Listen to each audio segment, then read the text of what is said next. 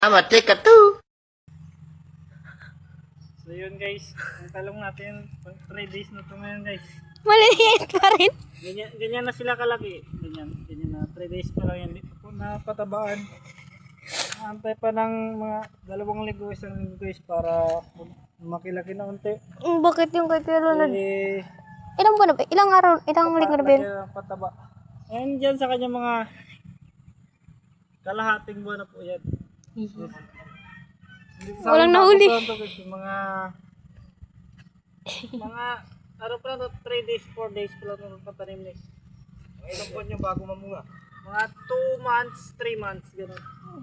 Invento. So yun guys, follow nyo po ako sa Facebook page ko guys. Maraming salamat sa mga suporta nyo, sa mga sumusuporta sa akin yan guys. Maraming salamat sa inyo. Sana sa susunod na mga upload namin na video guys, suportahan nyo ako. Salamat. Bye bye.